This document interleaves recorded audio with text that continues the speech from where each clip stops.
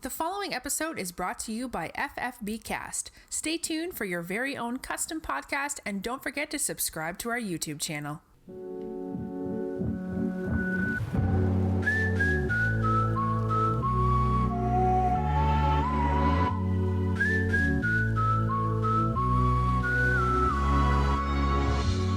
You are listening to the Dub Fantasy Football Podcast brought to you by FFB Cast. I am your host, Joseph Hoppy, and today we are recording the draft recap episode where we will be briefly reviewing your league settings, and then we'd go over any recent transactions or trades, which there doesn't appear to be any recent activity in this league, so we'll move on to the pick-by-pick draft recap analysis, followed by the individual team overviews. So stay tuned, don't go anywhere. You don't want to miss this. All right, let's take a look here at the league settings for the Dub Fantasy Football League, and we will make this very brief. It is a 12-team league, half-point PPR, and it appears that you guys did your draft live. It says that it was done offline here. That is my favorite type of draft. They're always convenient to do online, but offline is the greatest, getting everyone together, having a good time, and they always tend to go a little bit differently than they do online. So congratulations to you guys for all getting together and doing this. I hope you had a good time in doing so. The roster size is 15 players, with 9 starters. We're talking about a quarterback, 2 running backs, 2 receivers, a tight end flex, a kicker in defense, which is almost your very standard, basic, typical league nowadays, especially being half point per reception. Standard in PPR are the typical scoring settings, and we are kind of splitting the difference here with the half point per reception, which is personally my favorite as well. So we have 6 bench spots in IR, and that'll cover basically everything that we're going to talk about as far as the league is. You guys all playing it, and you know, or at least should know, especially prior to drafting, what your scoring is. So let's skip over that and get right into your draft recap, which I can already tell is going to be an interesting draft to talk about. Starting with the number 1 overall pick in Alvin Kamara. Alvin Kamara, personally my favorite as well. I would take him number 1 overall. Last year, Alvin Kamara rushes the ball 194 times for 883 yards. He does get 14 rushing touchdowns. This is a good Saints offense. No doubt about it. Alvin Kamara is a top running back going into 2019. Now, the second overall pick by Juju Know What I'm Saying, and I kind of do know what he is saying here, Dalvin Cook. Dalvin Cook, I believe, is a candidate to put up a ton of all-purpose yards. I mean, Dalvin Cook is going to be what I believe a workhorse. I'm not believing in the Alexander Madison hype. Dalvin Cook is going to be the funnel that offense runs through. I have not seen him go second overall. This is very bold, and I kind of like it. I mean, if you're drafting at number 2, you have to take him right here if you really want him, because he's probably not coming back to you. He's most likely not coming back to you. So number 3 overall is James Conner. Now, this one is also a little shocking. I'm not so in favor of this one. But team, your tight end, my 4th and long, takes James Conner, 3rd overall. So we're at pick number 4, and still Saquon Barkley is not off the board, nor does he come off the board, because team Gordito Thor takes Le'Veon Bell at number 4. Saquon Barkley finally coming off the board, number 5, to Wrath of Saquon. I guess that's an appropriate team name here. Quite the steal. I think Saquon is definitely a lock as a top running back as well. Put him up there with Alvin Kamara. Kamara, and this next guy, Ezekiel Elliott. They are my top 3 running backs. Ezekiel Elliott going 6 overall to Vodka Sauda. Now, Ezekiel Elliott getting 1,434 rush yards last season, only 6 rushing touchdowns, so some positive touchdown regression should occur here. He now signs that deal that happened today as we are recording this, $90 million, the highest paid running back, I believe only running back or player to eclipse $100 million, was it? Something I saw, I might have read it on NFL.com today, as a Cowboys player in franchise history, most likely the running back position. I'm pretty sure their quarterbacks have earned more than that. So anyways, Ezekiel Elliott, 6 overall, good pick right there. Number 7, another controversial pick here, Nick Chubb, but I mean, you got to get him there if you like him. So Christian McCaffrey does not come off the board until number 8 to New England, Cam Crowder. Quite the name there. I like that one. And number 9 overall, Todd Gurley. Definitely not scared of the knee issue here to team roll of the Geis. And 10, we have our first wide receiver off the board in Davante Adams. Team Hot Chubb Time Machine takes Davante Adams over Hopkins, over Michael Thomas. I'm okay with that. I'm okay with interchanging all 3 of those. I've actually taken Michael Thomas as the first wide receiver in a full PPR league, so those top 3 are all interchangeable to me. 11 is David Johnson to team Kittlecorn, and 12, wrapping up the first round, our second receiver, DeAndre Hopkins to team Life Is What You Drake It. So that wraps up the first round here. Let's go into the second round, and the first pick of the second round, which is a steal, Julio Jones, Life Is What You Drake It, starting off with Hopkins and Julio Jones, just quite a dynamic duo, starting receivers. And then the second pick in the second round is Odell Beckham Jr. to Kittlecorn. So he pairs Odell Beckham with David Johnson. That is also a great combination there. Having quite a lot of strength yet in it. Let's see how these teams fare out as they come back around in rounds 3 and 4. Now the third pick in round 2 is Michael Thomas going to Hot Tub Time Machine. Going receiver in this one with Davante Adams and Michael Thomas. Can't blame you there. Another receiver in the 4th pick of the second round in Tyreek Hill. Roll of the Geis. Pairs him with Todd Gurley. Now, these could be some very, very high-scoring players. I'm a fan of this strategy here. These are very boom-bust type of players. Todd Gurley in his situation, boom-bust. Tyreek Hill on a week-to-week basis, boom-bust. And just potential of what he could get into in the off-field. I'm not going to get into all that, though. So as we proceed to the 5th pick of the second round, New England Cam Crowder takes the first tight end off of the board in Travis Kelce, rightly so. Travis Kelce is just in a tier alone, in my opinion, at that tight end position, and he is a difference maker. So get him on your squad, and you have a weekly advantage against your opponent. So never a bad pick there in the second round. With the 6th pick of the second round, Subpoena Butter Jelly Time takes Devonta Freeman and pairs him with Nick Chubb, going running back in the first 2 rounds. Peanut Butter Jelly Time solidifies that running back position.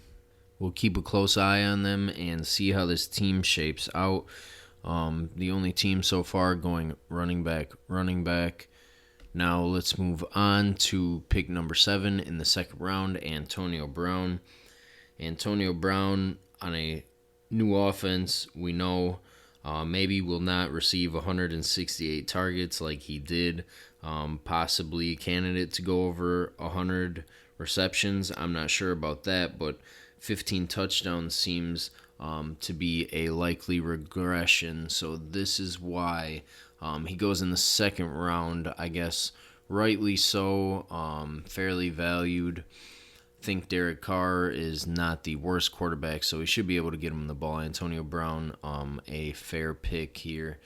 Going to Vodka Sauda. Now the 8th pick in the second round, Aaron Jones. We have a believer here to Wrath of Saquon. So Wrath of Saquon, another team to go running back, and his running back being Aaron Jones, his second in the second round. So we'll see how that team shapes up as well. Joe Mixon to Gordito Thor, pairing him with Le'Veon Bell, the third team in a row to go running back. So we have team zigging and team zagging, and the 10th overall pick, we have Amari Cooper to your tight end, my fourth and long. He pairs Amari Cooper with James Conner. The 11th pick, another wide receiver, Juju Smith-Schuster to appropriately team Juju Know What I'm Saying. Juju Smith-Schuster going to be the centerpiece of that offense. Juju receives he received 166 targets last season with 111 receptions, 1,400 yards, over 1,400 yards. So if he has any increase in production, Juju is going to be a fine wide receiver one right here. So the last pick of the second round, Keenan Allen to with arms wide Rosen. I hope that is not a preview to your team name, so to speak, is not a preview to your starting quarterback. We proceed to the third round and we'll find out, hopefully that to be false, with Mike Evans, one of my favorite third round picks overall, to arms with arms wide Rosen, excuse me. I've got to get myself together here and hold my composure. Now the second pick in the third round is Julian Edelman to Juju Know What I'm Saying. I do know what you're saying. Pairing Juju, Edelman, and Dalvin Cook. That Dalvin Cook second overall controversial pick there. With the third pick in the third round, Stephon Diggs comes off the board to your tight end, my fourth and long. And then with the fourth pick, Kerryon Johnson, whose value has been rising, comes off the board in the third round, but appropriately so to Gordito Thor. Now moving on to the fifth pick, Adam Thielen, which takes both Vikings wide receivers off the board within the middle of the third round, which means that they would basically have to both perform as wide receiver, 15s? No, 14. There's been 14 receivers off of the board so far. So both Diggs and Thielen, top 14 receivers, with Dalvin Cook, all-purpose yards going number 2 off of the board, or overall. Yeah, not too sure about that. Vikings, what are they going to win a Super Bowl this year? I don't know. It's possible, but I wouldn't say they do it with a record-scoring offense. So we have our first quarterback going off of the board in the third round with the 6th pick, Patrick Mahomes to Vodka Sauda. Vodka Sauda has now Patrick Mahomes, Antonio Brown, and Ezekiel Elliott, mixing it up with the positional groups there. So probably going to be a very level team, one that can compete. Let's move on here to some peanut butter jelly time, who takes Deshaun Watson, a very bold pick. I love how this league here is making statements in these picks here.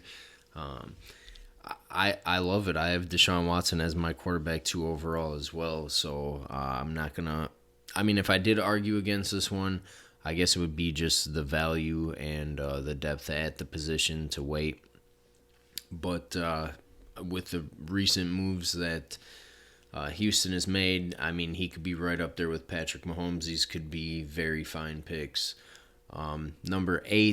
Pick number 8 in the third round, Leonard Fournette going to New England Clam Crowder. New England Clam Crowder, the team that took Travis Kelce, now has Fournette, Kelce, and McCaffrey. So we're going to be seeing who is their wide receiver 1, possibly in the 4th round here. Pick number 9 in the 3rd round, Marlon Mack, roll of the dice. Not scared off of the Indianapolis offense. And pick number 10, Derrick Henry to Hot Chub Time Machine. 11 is George Kittle, our second tight end, to Kittle Corn. And we also have Zach Ertz coming off the board at the end of the 3rd round. I like both of these picks to Life Is What You Drake It. So the 2nd and 3rd tight ends at the end of the 3rd round. And then to open the 4th round, we have Josh Jacobs. Life Is What You Drake It, taking Jacobs and Ertz on the bend here. And then Brandon Cooks to Kittle Corn. Damian Williams in the 4th round to Hot Chub Time Machine. Now, I've had this same pick here with Damian Williams in the 4th round in multiple leagues. Actually, both of them being hometown live draft leagues, and I don't know how to feel about it after the LaShawn McCoy signing. At least we're not taking him in the 2nd round where his ADP was maybe a month or two ago. So that lessens the burn. But yeah, hopefully that works out. Hopefully McCoy doesn't, as so to speak, as a Chiefs running back. But moving on here, Cooper Kupp to roll of the dice, and then Sony Michel with the 5th pick, New England Cam Crowder. So that team shaping up with multiple running backs. This is going to be an interesting team here with Kelce and 3 running backs. So 2 running backs and 1 in your flex, obviously. And decided to punt on receivers. So I'd be interested to see how this team shapes up throughout the season and as the league progresses. Now with the 7th pick, Robert Woods in the 4th round to Vodka Soda, and then Philip Lindsay, followed by T.Y. Hilton, the 9th pick, not scared off by the luck news, to Gordito Thor. Mike Williams in the 4th round, Chris Carson, and then O.J. Howard to wrap it up. O.J. Howard makes it into the 4th round ahead of even Evan Ingram. So we'll see where Evan Ingram goes. O.J. Howard making it into the 4th round, wrapping up the 4th round. Now let's move on to the 5th. You're listening to an FFB Cast podcast. For more custom content, visit us online at ffbcast.com. It is not Evan Ingram who goes after O.J. Howard at the end of the 4th round, but it is Mark Ingram with the 1st pick in the 5th round with Arms Wide Rosen. Now, the 2nd pick, Sammy Watkins, a gamble there in the 5th round, tied to a great offense though, so lots of potential.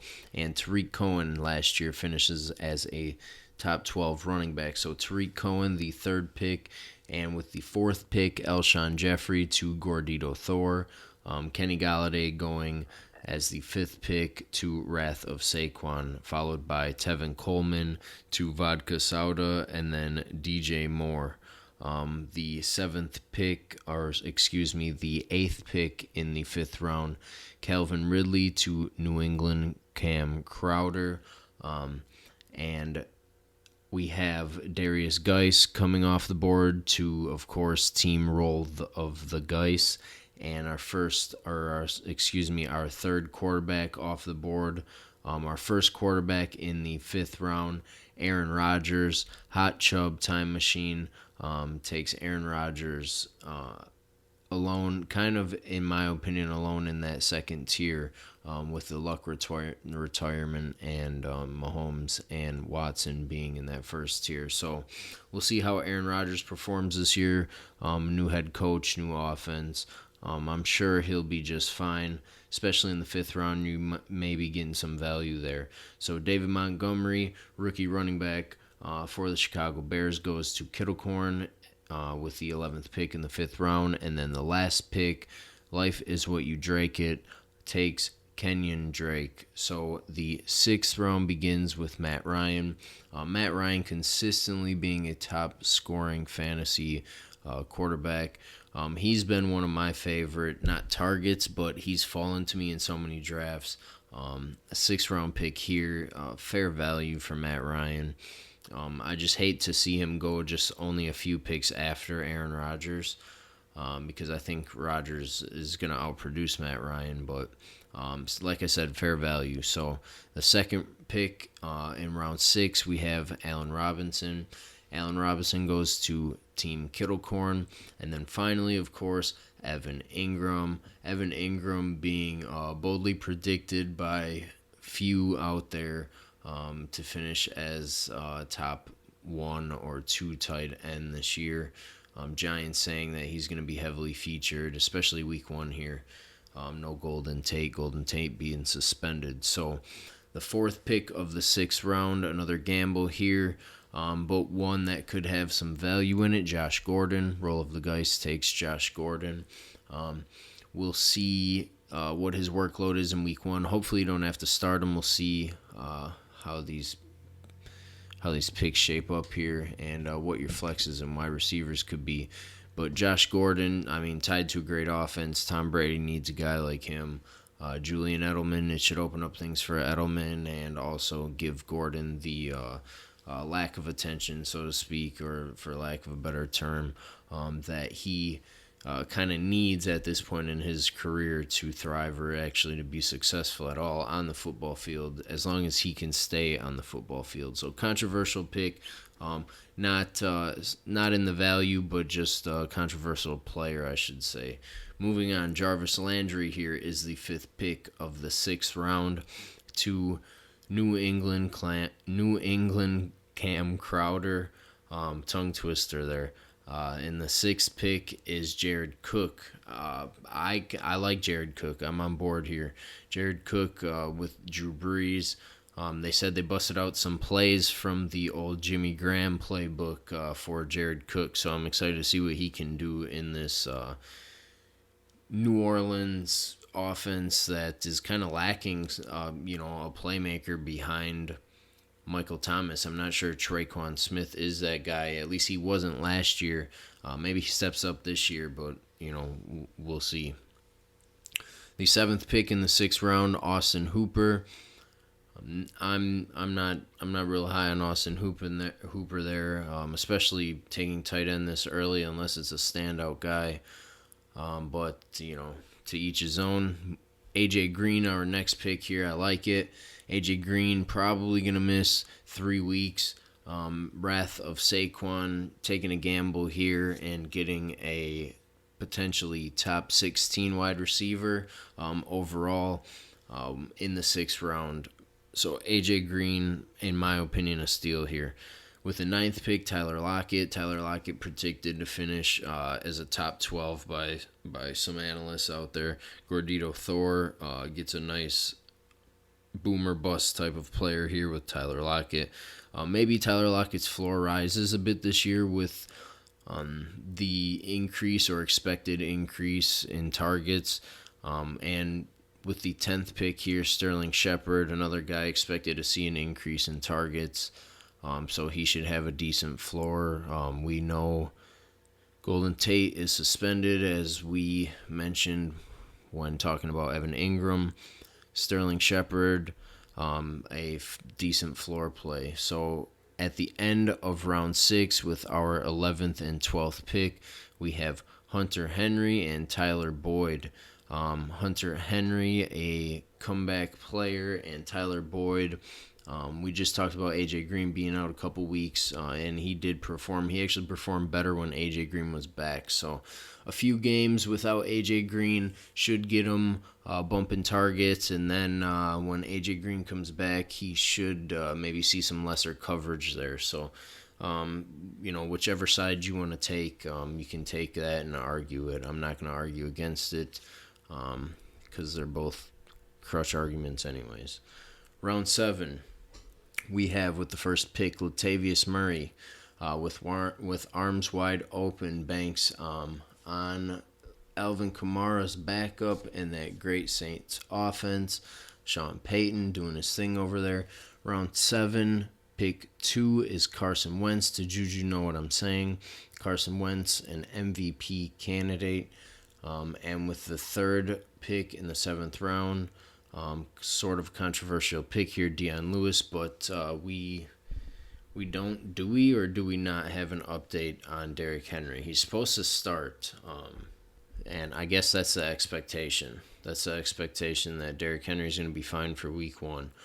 Okay, so with the 4th pick in the 7th round, Christian Kirk goes. Christian Kirk, an explosive player on the uprise in Arizona there, with Kyler Murray and that new dynamic offense that everyone is expecting and is already assuming is going to be great. I personally would rather have Larry Fitzgerald, but Christian Kirk goes with the 4th pick. And with the 5th pick, we have Baker Mayfield. Baker Mayfield coming off kind of late in this draft. Usually he's about a 5th, maybe early 6th round pick in most drafts. So maybe some value there. Not a lot of Browns believers here. Everybody's jumped on ship. Now maybe it's time to start jumping off. But I think they'll be all right. I'm not putting them in the Super Bowl, though, just yet. So with the 6th pick, James White goes, a decent PPR player, this being half PPR. Fairly priced in the 7th round. I'm okay with this pick. Vodka Soda getting some value there. And then Will Fuller, a big boomer bust player, to peanut butter jelly time. Drew Brees follows, and D.D. Westbrook, called the best route runner, ahead of Stephon Diggs by, who was it? Their coach. God, I'm blanking right now. I'm sorry. But yeah, that news came out. D.D. Westbrook now ADP rising. You could have gotten him in the double-digit rounds previously. So hopefully that pays off for you. And Melvin Gordon going so late. I forgot about him.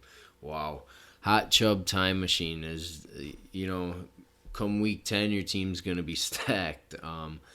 Melvin Gordon going in the 7th round, the back of the 7th round, right just before Miles Sanders to Kittle Corn.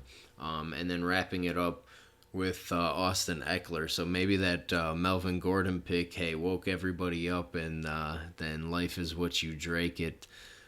Scooped Austin Eckler. Followed by Adrian Peterson to begin the 8th round, and then Lamar Miller. Taken by Kittle Corn there. Lamar Miller, unfortunately, we have the news now, so sorry about that one there. Peyton Barber goes. Peyton Barber assuming to be the starter week 1 over Ronald Jones. So got yourself a starting running back in round 8 there, and then Emmanuel Sanders, who now looks amazing after the torn Achilles. Curtis Samuel goes in round 8, which is now being considered a value as of September. So New England, Cam Crowder, pat yourself on the back for that one there.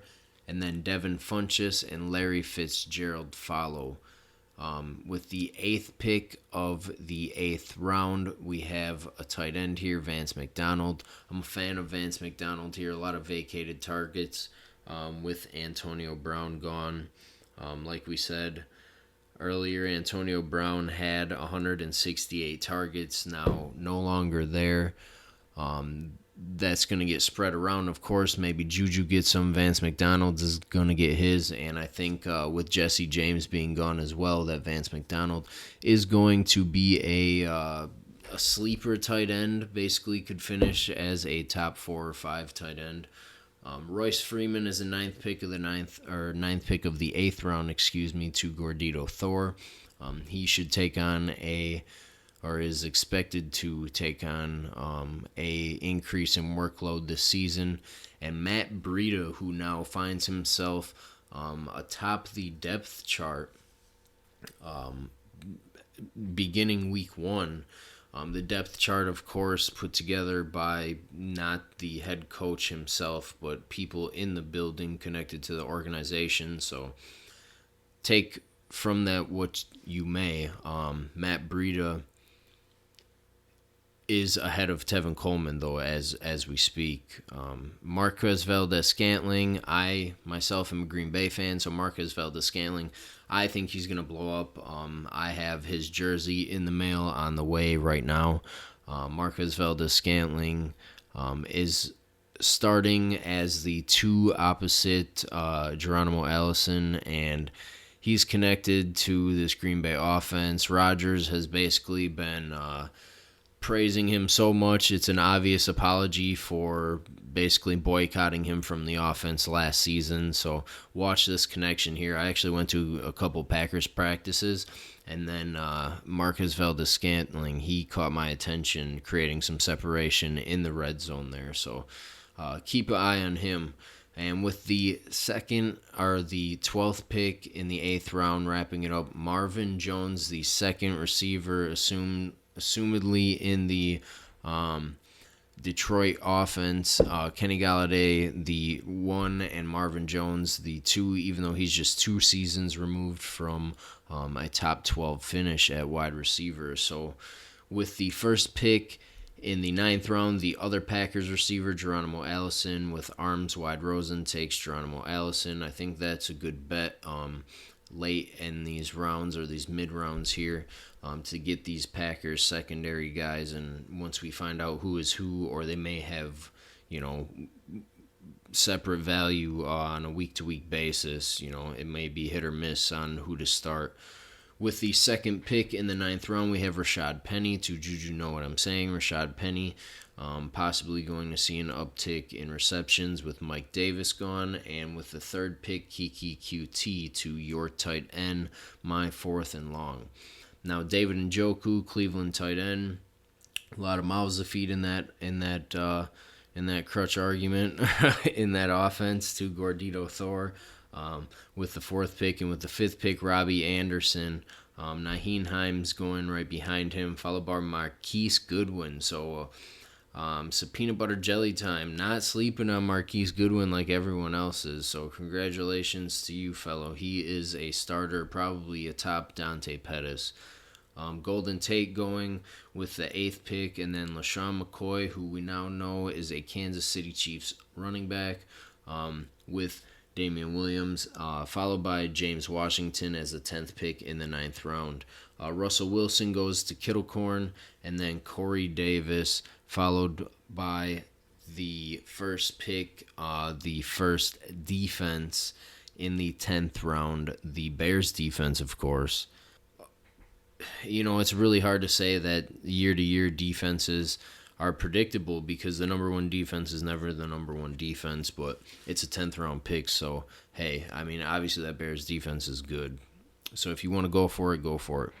Now with the second pick, we have Darrell Henderson. Darrell Henderson, the pass catcher basically, or the third down back. He's supposed to take on that role. Rams rookie running back to Kittlecorn. Not a bad bet there in case Gurley goes down or has inflammation or flare-up with his knee. He should take on a larger role. And then Andrew Luck here in round 10. I wish I knew more about this pick. Hot Chub time machine. Sorry there. Delanie Walker, the 4th.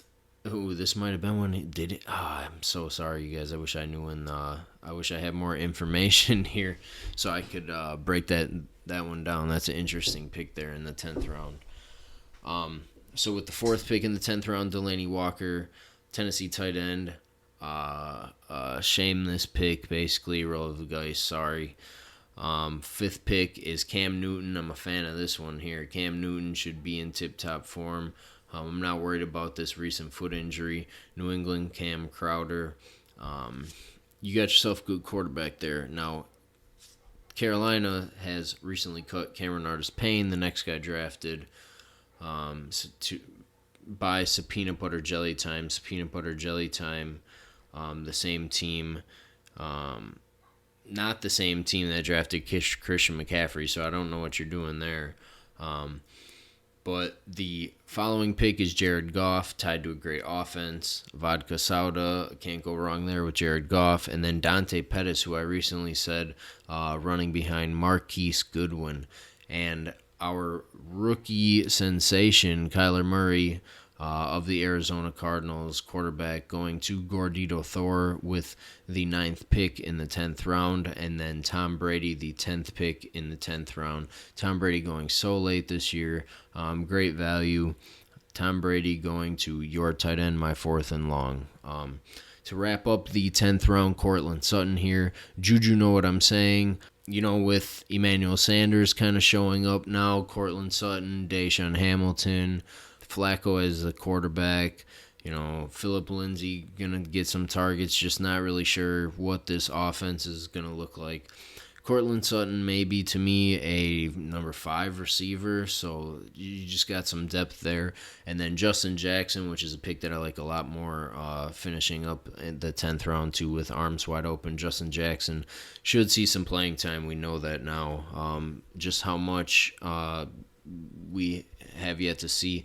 I'm guessing Melvin Gordon holds out the entire time, shows up by week 10, I believe, is his date to accrue credibility toward free agency. So that's my assumption there. I think he's going to do his best Le'Veon Bell impersonation. So we're going to take a break here, and then we'll get right back to it with round 11. Okay, so I went back and I looked. This is concerning the Andrew Luck pick in the 10th round.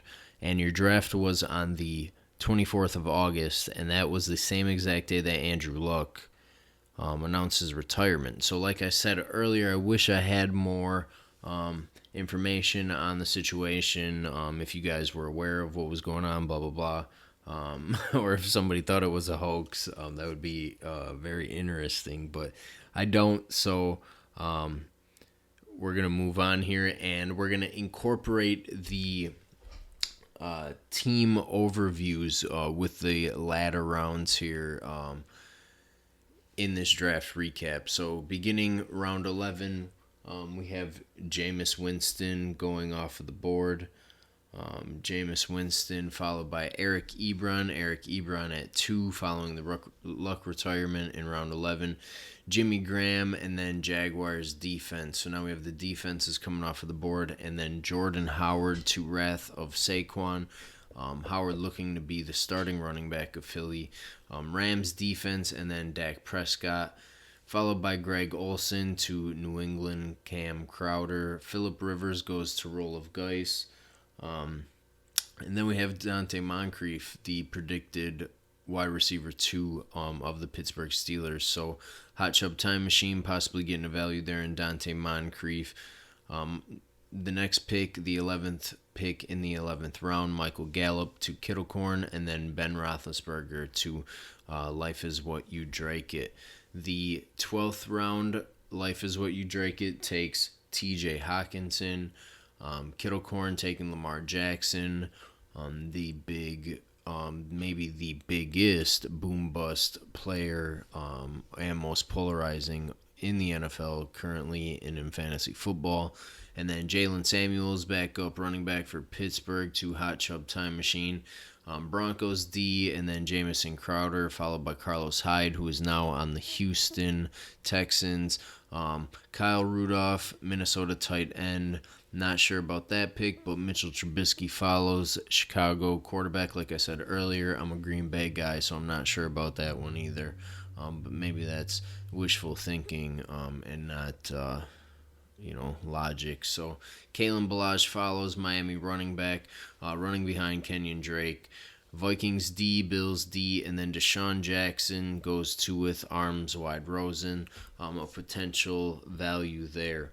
with arms wide Rosen then takes Tony Pollard. Back then, couldn't blame you, but we know now Zeke is signed. Jake Kumerow, goes to Juju, know what I'm saying. And then Jake Kumerow was a standout in a couple of Green Bay practices that I attended, man. I'm telling you, he'll be maybe the number 4 receiver there in Green Bay. Darwin Thompson, who is now possibly droppable as a Kansas City running back, goes as the 3rd pick. And then 4th pick in the 13th round, Kenny Stills, followed by Seahawks D, John Brown, Mohamed Sanu, and then Panthers D. And N'Keal Harry, who's now on IR, goes as the 9th pick in the 13th round. 2 roll of the dice, so sorry about that one. And then our first kicker, Justin Tucker, with the 10th pick in the 13th round. So, kickers go last. And I'm not anti-kicker because there's a lot you can do with the kicker position, and I'm just not sure we have a lot of time to get into that one. But screw it. I'll throw you guys a nugget here. So the kicker and defense position, a lot of people are getting away from, and they're going to flex positions. Now, I'm going to tell you not to do that. And it makes sense because they're saying, oh, well, kicker, there's no logic in it. There's no way to, predict it. Touchdowns are scored for less than field goals, but, really it's a lesser probability. But instead of arguing against that, sure, just add more depth at the skill positions. But what you can do with the kicker and defense position, like right now, if you're listening to this the day or the day after that it comes out, we have Green Bay and the Bears. Pick up Jamal Williams if he's out there, stash him on your bench. Drop your kicker, pick up Jamal Williams, and then you can stash him.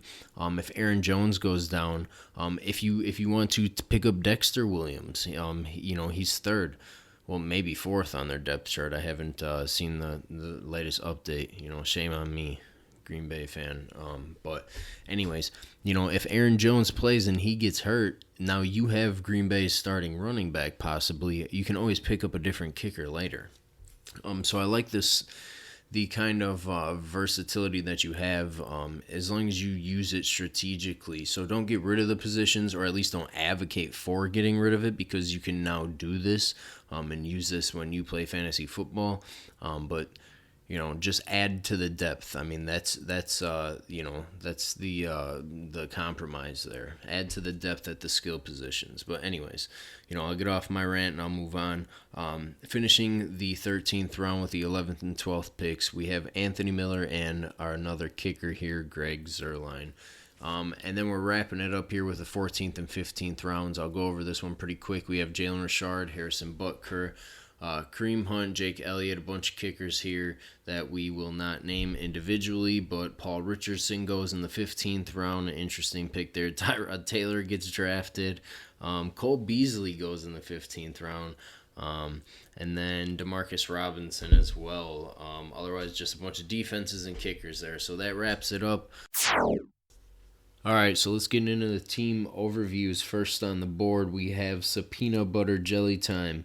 Peanut Butter Jelly Time has quarterback Deshaun Watson, one of my personal favorite, with Nick Chubb and Devontae Freeman starting at the running back position, Chris Godwin and DJ Moore shaping up their wide receiver position, who are pretty good overall, but neither of them wide receiver 1, so lacking a little bit here. But in the flex spot, they have wide receiver Will Fuller, who is boomer bust. On the bench, a couple of cut candidates, not much to mention there. Jared Cook at the tight end spot, so come on, Deshaun Watson, maybe he can carry that team. Nick Chubb, workhorse at least until Kareem Hunt comes back. Devontae Freeman tied to a good offense there, so we'll see what happens with Chris Godwin too. Maybe he becomes a back end wide receiver 1 at the best, but altogether not my favorite team, but not one of the worst teams. Don't get me wrong here. Moving on to your tight end, my 4th, we have Tom Brady, James Conner, and Matt Breida. Matt Breida, obviously now ahead of the depth chart, but he also has Tariq Cohen, And in the flex, Mike Williams, but he has Mike Williams in the flex because he has Amari Cooper and Stephon Diggs, probably one of the best wide receiver duos in this league. And then a couple non-mentionables as well on the bench. Patrick Mahomes heads Vodka Soda, probably my favorite team here with Ezekiel Elliott now in it to win it. And then Tevin Coleman as his RB2. Antonio Brown and Robert Woods leading his wide receiver spots. Austin Hooper, one of my, not favorite picks from earlier, but James White in his flex. If he would have went a little bit different with the Austin Hooper pick, this would no doubt be my favorite team. It may just be anyways. Larry Fitzgerald on the bench there, John Brown potential, and the Browns defense. I like that, especially week 1 against the Titans. What he doing there? Get him in, plug and play. So let's move on to the next team, which is Juju Know What I'm Saying. Juju Know What I'm Saying is led by Carson Wentz. That Dalvin Cook, number 2 overall pick, leads his running back spot, followed by Chris Carson. Juju Smith-Schuster, of course, where he gets the team name from, and Julian Edelman in the wide receiver slot, but in the flex, Sammy Watkins. Sammy Watkins in a tough matchup against Jacksonville week 1, but tied to that sweet offense. So that's a good boom-bust flex play. Bills defense starting week 1, Hunter Henry, could be relied on heavily with no Melly, so we'll see what happens. No Mel Gordon. Marquez Valdes-Scantling on the bench, like I said, I'm a fan myself earlier, and then Jake Kumerow went hard on the Green Bay wide receivers. Life is What You Drake It is made up of Matt Ryan and Ben Roethlisberger as the QBs, Josh Jacobs and Austin Eckler starting at running back week 1, and DeAndre Hopkins and Julio Jones, the obvious number 1 wide receivers in this league. Zach Ertz at the tight end spot. This is a team to like here. If Kenyon Drake performs, this might be my number 1. Hold on here. Kenyon Drake at the flex, if he performs, I kind of like this team. This is a team that I can get behind here. But moving on to with arms wide Rosen, Jameis Winston, who I believe if Tampa Bay, if you combine Fitzpatrick and Winston's points, because Winston I believe was 4th in games that he played, even ones that he was benched overall in fantasy points. If you combine him and Fitzpatrick's points, they were the number 2 quarterback overall last season, just behind Patrick Mahomes. So not a bad quarterback here in Jameis Winston. Alvin Kamara, the number 1 pick in the draft. Mark Ingram as the RB2, and then wide receivers Keenan Allen and Mike Evans. Definitely competitive as any. O.J. Howard at the tight end spot, and then Tyler Boyd. But if you look, we've got Marvin Jones, Geronimo Allison, and then Justin Jackson, who should also be getting some action here while Melvin Gordon is out. So not a bad team at all. I like this team too. Let's move on and see what else we've got here with Gordito Thor. Gordito Thor has Kyler Murray, Le'Veon Bell, and Joe Mixon. Alshon Jeffrey and Tyler Lockett head up the wide receiver group in week 1 with Kerryon Johnson in the flex. So Kerryon Johnson is a great flex. David Njoku at the tight end spot. T.Y. Hilton on the bench, so he will probably find his way into your lineup as we move along.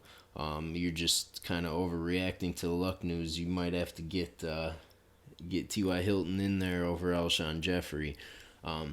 But it's your team, man. Make your moves, decide what you do. So moving on to New England, Cam Crowder's team. We have Drew Brees, Christian McCaffrey, and Leonard Fournette. Some of the best running backs that you can get. Calvin Ridley and Jarvis Landry starting at wide receiver with Travis Kelce, basically starring this team here. Sony Michel at the flex, pretty good flex play there. Curtis Samuel on the bench, definitely a mentionable. And Cam Newton as well on the bench. Devin Singletary too, so that could have been a good one for you. Wrath of Saquon's team, Baker Mayfield, Saquon Barkley and Aaron Jones, Adam Thielen and Kenny Galladay, just providing a solid wide receiver group. And then Vance McDonald, one of my, breakout tight ends there. Philip Lindsay at the flex, and then A.J. Green on the bench with Robbie Anderson as well, and Jordan Howard. So if he's predicted to be the Eagles' starting running back week 1. But, we're all kind of assuming that Miles Sanders takes over. So the next team has Phillip Rivers, and that is Roll of the Dice. Phillip Rivers with Marlon Mack and, of course, Darius Geis. Tyreek Hill and Cooper Kupp are the wide receivers on this team. And in the flex, Dede Westbrook. Todd Gurley on the bench week 1. No idea what this team is doing, along with Josh Gordon, LaShawn McCoy. You got to get Todd Gurley in there, man. So Darius Geis, or Roll of the Geis, get in there and fix your lineup, bro. Kittle Corn is the next team. Russell Wilson, David Johnson, David Montgomery, OBJ, and Brandon Cooks. George Kittle as well. Wow. Plus Robin Allenson in the flex. All-star team. This is an all-star team. Yeah. Miles Sanders as well, and Darrell Henderson. Lamar Jackson, Darren Waller. This is just a huge boom or bust team, but most likely boom. Congratulations, Kittle Corn. Hot Tub Time Machine, Aaron Rodgers, Derrick Henry, and Damian Williams. Hopefully that LaShawn McCoy signing doesn't affect us too much. I feel you, man. I had a lot of Damian Williams shares.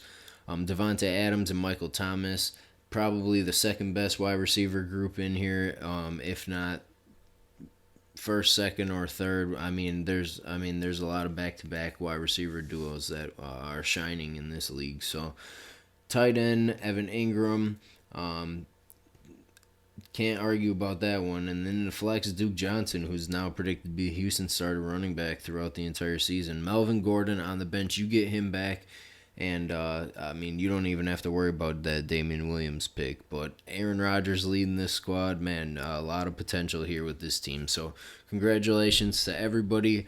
Great draft to overview. Definitely a lot of fun for me. I hope it was a lot of fun for you guys as well. That concludes this episode. Follow us on Twitter at FFBcast and email your questions to ffbcast@gmail.com. See you next time for more fantasy greatness.